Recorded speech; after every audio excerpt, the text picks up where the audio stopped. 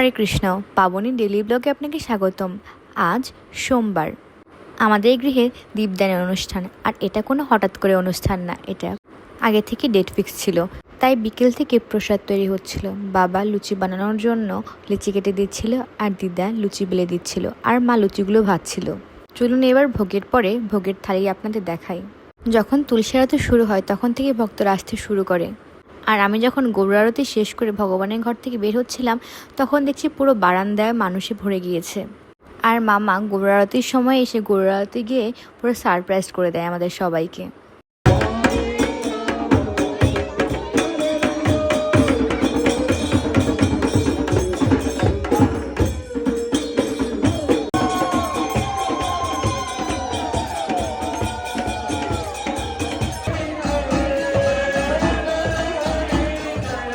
ভক্তবৃন্দ বেশি হয়ে যাওয়ায় ডিসাইড করা হয় বাইরে প্রোগ্রাম করা হবে।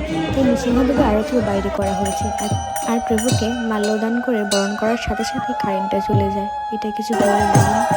এত খারাপ লাগছিল, তাও কৃষ্ণের কৃপাতে কিছুক্ষণ পরে কারেন্ট চলে আসে। আমাদের এখানে ওইভাবে কারেন্ট যায় না, কিন্তু হঠাৎ করে কালকে কেন বলে বুঝলাম না।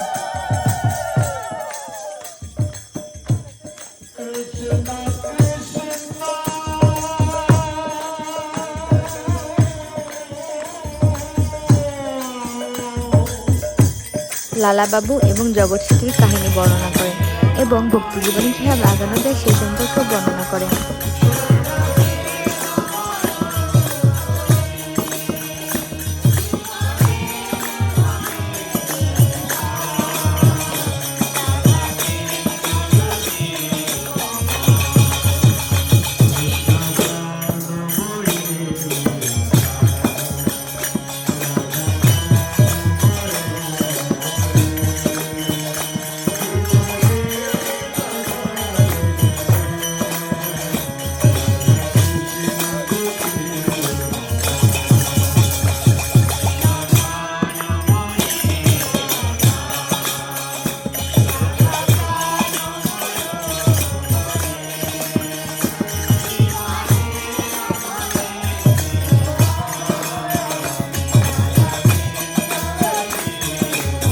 পাঠ শেষে যুগলাষ্টকম গাওয়ার পাশাপাশি সমস্ত ভক্তরা একে একে দীপদান করছিলেন।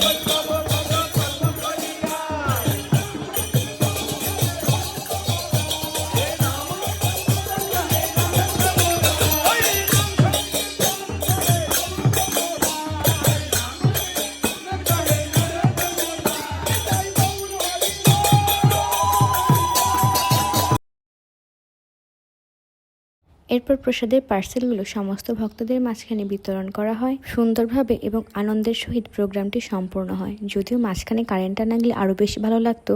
সব কৃষ্ণের ইচ্ছা। Thanks for watching.